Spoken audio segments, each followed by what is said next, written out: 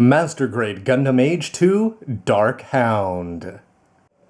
Hey, what's up again, everybody? Robert184, 2Rs2Bs, GundamReviews.net. And then you're seeing here the Age-2 collection of Asuno, the second protagonist of Gundam Age in all of its incarnations, including the newest one to get the 1/100th treatment in the form of the Master Grade Gundam Age-2 Dark Hound, because hey, who doesn't love pirates in space?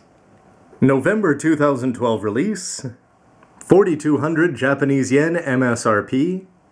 Made by Bandai. Here is the name bar in Japanese, and you can see the English name, Pirates Basidian Mobile Suit, with some very cool cover art, definitely a step up on the normal. And don't forget, you can find great new Gundam kits like this and so much more at HobbyLink Japan, with links down below. With no 1/100th non-grade line for Gundam Age, Master Grade is going to be your only hope for 1/100th outside of gauging builders, which is why a new one is always going to be very exciting. But we have seen plastic models of the Dark Hound before in the form of the Advanced Grade for 700 yen spinning into view here, and the one that actually has some posability for 1,500 yen High Grade. And yeah, my age system is paging me again. In the first generation, the main protagonist, Flit Asuno, in his pre-Angry Grandpa stage, had 3 wares for his age 1 between the Titus and the Sparrow, which is why people were sort of surprised that when news came out about the Age-2, that we only got to see 2 of the wares revealed initially, in the form of the normal, which you're about to see, followed up by the double bullet, which definitely bears discussion as to its lack of a Master Grade. It seemed to be addressed somewhat at the end of the second generation, when all of a sudden he painted up the normal in all white, but that third wear remained elusive, and it wasn't until the third generation, when Kyo took over as the main character, that it would be addressed. And though the answers weren't fully animated, with the help of the manga, and the guide ends here, Asuno, why did he become a pirate? The answer is inside, it's going to tell you. And as you flip through this, you can see the white Age-2 normal looking pretty good. And as you see his advancement within the organization there, you finally get to see him advance into the black space pirate version of the modified Age-2 normal, the Dark Hound that fans would go on to really love, and Zayhart would really come to hate in the third generation. Back to the Master Grade at hand, though, on the side of the box, you're going to get a great front and rear view of definitely one of the cooler mobile suit designs I think we've seen, with a very interesting color scheme there. It's not going to be heavily X2 influenced, except perhaps if you want to talk about just the color being dark, and the skull on the shield definitely influenced by Crossbone Gundam, the old manga that preceded this one that I was just showing you there. But more importantly, for the actual MS design, you're going to see that it's very similar to the Age-2 normal, almost up to everything except for the shoulders, where you're going to have some new weapons and some very different parts on there. And the more important thing is that you're going to have a skull and a very unique looking head with some great details there, front and back.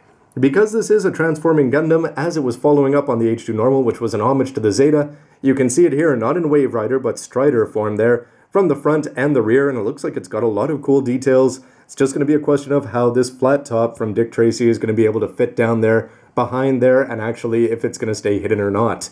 In terms of the cockpit, you're going to have a very small Captain Ash there with a cool jacket, and yeah, he lost the ponytail and just grew it out, which is looking pretty good. And there's also going to be some information just about the actual kit itself, its development, and how some of the line art was turned into plastic, all of which is containing some really nice details.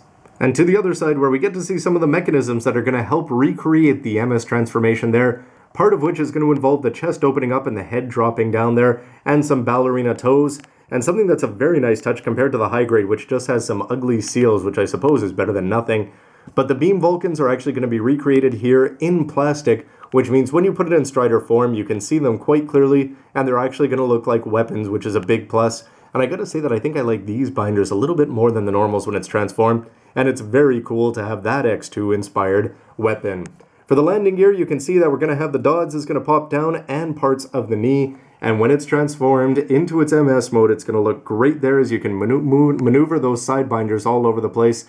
And the anchor shots are going to be talking about down below. They can be held in hand, or they can actually be attached onto the binders. Marking seals, the normals looked fantastic with the white parts. It's going to look probably even better on this dark themed suit. And for the eyes, you're going to have some green clear parts there, which is going to make up his pirate patch. And it's sort of cool that it looks like it's going to be able to go up and reveal some gold eyes underneath. before they give you sort of an explanation about the advancement of the master grade form here. And there it is, unpainted right out of the box. You can see the anchor shot lines there. It's looking great if you want to take the time and put on those extra decals, or even if you don't. To crack open the box, you are going to be treated to, on the inside, a whole bunch of seals and decals there with some very black parts there on there. And you can see that you're going to have some nice clear orange to go along with some pinky red, it looks like, to go along with the beam sabers. More black, more black. You're also going to be getting the lead there with some gray for the inner frame. It looks like a couple of different shades there for the inner and outer frame. This is actually going to be somewhat silvery here for the L1 parts, which is going to look good at the end of the blaster, including the pirate, Captain himself, Captain Ash. And the skull for the chest is going to be done up in silver. And as we move through, you're going to have more clear parts there, including for the eye, gray polycaps, more light gray for the outer armor there, a chunk of that, black for the rest of the armor, that's going to be just a little bit darker, and a cool looking manual with that great looking cover art again. Inside that we go, where you're going to see up at the top some story about how the long-lost father came back and was found by his son and, well, I guess the son's grandfather, however you want to see it. Flit and Kyo were able to meet up with him finally. Both forms, the Strider form and the MS form, and here you can see the Age system's role in the development of the Dark Hound, and a very cool thing about how Asuno, how he was and how he became Captain Ash, with a pretty cool look down there. Sheldol Rogue, GX's Jack Edge, would love to have all three of those in high grade. Here you're going to see how to put on the decals and cut out the parts and the table of contents before moving on to take a look at the actual plates, where the thing that's worth noting is that instead of having a bright multicolored A plate, instead they're going to go advanced grade Age style, where they'd rather give you small plates with just one color on them. You can see for the DU there's going to be clear green and clear yellow, which is going to be an interesting take. Here you can see the parts, a lot of them are going to be similar to the normal. Before we get into business, where I love it when they give you a drawing here and then the plates, so if you're just building one part at a time, all you need to do is lay out those plates. You can put the chest together, which is going to be important because of the transformation, as it's going to have parts moving in and out to allow the head to go up and down before actually building up the head. Look at how many plates are involved in that. Always a cool touch. You're going to have your choice of stickers that you get to put on the eyes, and as you add the flat top, and in here you can actually put in the clear part into the side of the head before you put it on. Before building up the arms without the wing units on there, and then after you go through that and put the arms together, color splash page time. AG-164, you get to see a cool shot of the whole family there. We've got Kyo in the Age FX, would love to see an MG of that, and the Age-1 Grandson, that would be very, very nice to see as well. Dark Hound as he's facing off with Zehart Galette, his former high school chum / enemy there. The color guide is going to be black 100%, wine red 100 with a drop of blue and a drop of white, gray and white there, and you can see gray 80 with black 20 to get the slightly darker tone. Here you can see some more pictures that we've already seen, but some great poses. Dual wielding, what Asem does best. The cockpit's going to open up, the Dodge Lancer is looking great there, and it's got a lot of functionality as it can attach onto the rear skirts there. Anchor shots are looking intimidating as weapons, and after you've put together the waist unit, the legs, and you put it all together there with the anchor shots looking pretty sharp, you get to build up the Dodge Lancer, and for the inside, you get to see all the different weapon and play options. Transformation time, where you're going to do all sorts of things with the chest there to get the head down, get the lower body down, get the skirts into place, open up the waist skirt, get the legs out of the way, and then you're actually able to lock the legs into the waist skirt, so don't forget to flip those forward like I seem to do.